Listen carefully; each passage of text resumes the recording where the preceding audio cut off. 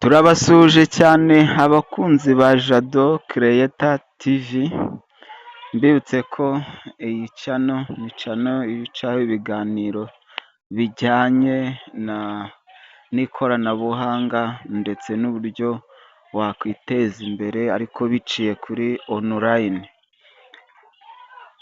Mbibutsa ngo umushyashya akore subscribe, share, comment kugira ngo ubutaha tuzatwaporodingayo ikiganiro ajya ahita akibona mu ba mbere. Aha turi rero ni muri exchanger ya OKX. OKX ni exchanger ifasha mu gukomvatinga cyangwa se mu gukomvata amacoins.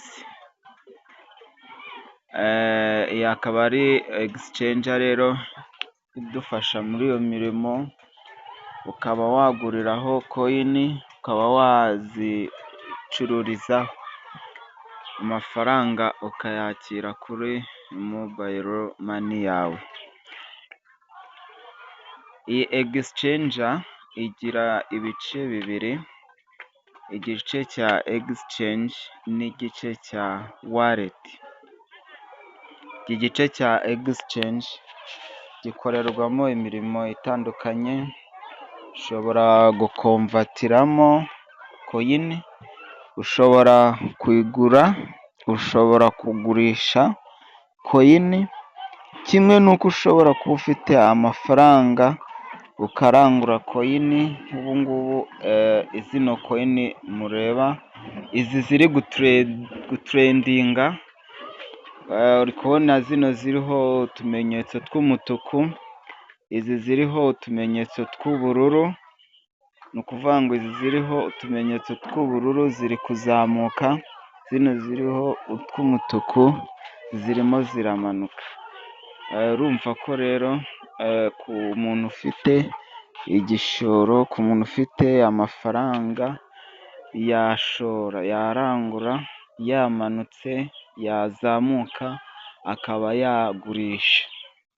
Iyi akaba ari exchanger nziza, ni imwe muri exchanger za mbere zibasha kuba zakomvata kandi zizewe, ku buryo kuyibikaho nta kintu bitwaye. Utayifite akaba ashishikajwe no kuba yakora online business. Mbibutse ko online business wifashisha telefone, ntabwo ari ngombwa ngo wifashishe ibintu bihambaye. Ushobora kwifashisha telefone, ukaba wakwifashisha na interineti. Ni interineti na telefone byonyine. Ku bafite wifi cyangwa se wifi nabo urumva byaba biboroheye cyane. Mu kurangura ushobora kuza ugakanda hano kuri trade.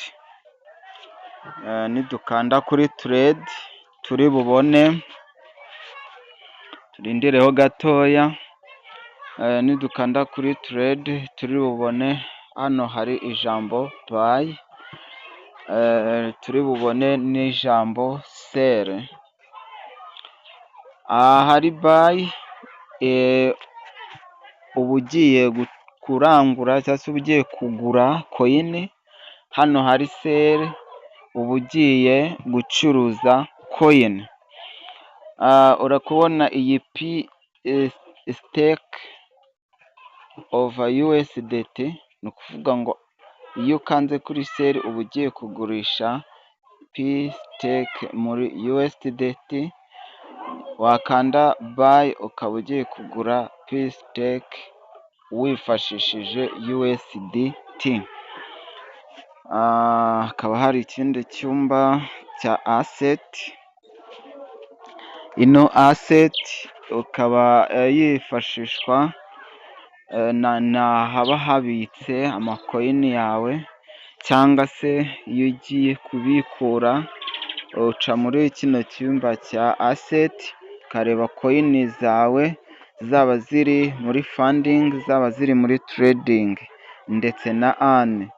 Aha muri funding iyo coin zawe zirimo ushobora guhita uzigurisha kuri peer to peer wifashishije peer to peer, ukazigurisha n'undi muntu ufite coin ushaka cyangwa se ufite amafaranga ushaka mu gihugu urimo, ukaba wahita umuha izo coin akaguha amafaranga nawe ukeneye. Ziri muri trading birumvikana, trading ni ubucuruzi, uba ugiye kuzicuruza kugira ngo ubashe guhindura coin ufitemo iyindi iri hano kuri exchange. Earn ni igihe ufata coin ukazitekinga noneho yo ikajya yunguka umunsi ku wundi, ariko ukayisitekinga igihe kirekire cyangwa se ukayibikaho igihe kirekire, yo ikajya ikungukira ukazareba hashize igihe kirekire, noneho ukaba wayakuranaho n'inyungu yayo. Ifite ino exchange ifite uduce twinshi cyane, hari n'aka gace ka explore hasi hano, hari market kureba coin ukuntu ku isoko ziba zigenda zizamuka zimanuka. Reka tugaruke hano muri OKX mbereke iyo ushaka gukora trading kugira ngo amafaranga uyakire kuri mobile money, uza hano handitse peer to peer hano mu ibara ry'icyatsi, hano mu ibara ry'icyatsi iburyo. Hano kuri deposit crypto, aho uhakora ugira ngo noneho ubitseho kuri iyi account, kugira ngo ubitseho coin zawe. Mu by'ukuri rero urumva ko iyi exchange ni exchange nziza cyane, yagufasha kuba wakoreramo amafaranga ku bantu bazi online business, by'umwihariko noneho ku bantu bazi gucururiza ku ma exchange. Igihe coin yamanutse ni igihe cyiza cyo kuyigura, igihe coin yazamutse ni igihe cyiza cyo guhita ugurisha ya coin wowe wari waraguze. Mbibutsa ko umushyashya kuri no channel yakora share, comment ndetse akaba yakanda ku nzogera, agakora subscribe.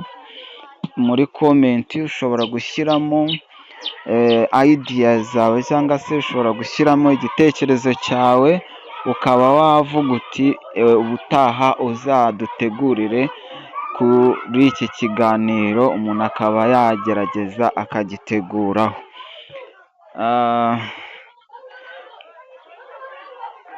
Iyi exchange rero nababwiye ko igira ibice bibiri, hari exchange na web3 cyangwa se wallet cyangwa se iki cyumba cya web3 kibikwamo ibiceri biri mu bwoko bwa web3. Iki gice nacyo kiba kiriho aho ushobora kwakirira coin zawe n'iyo ushaka kuzohereza. Urabona ijambo send, urabona na receive. Akaba hari n'aho ibiceri byawe bigomba kuba bibitse. Tugarutse inyuma,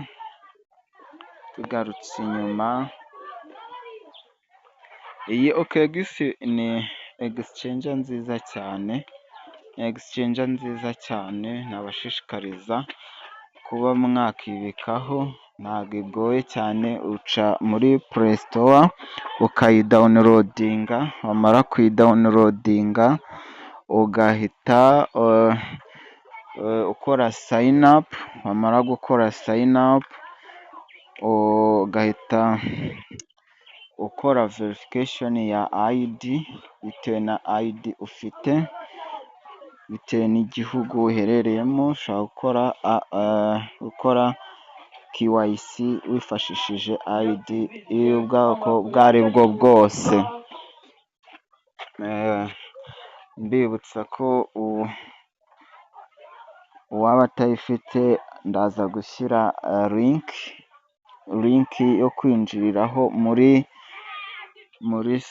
muri description y'iyi videwo, ukaba wakinjiramo ugakanda kuri iyo linki ukiyandikisha. Murakoze cyane, ndabakunda cyane.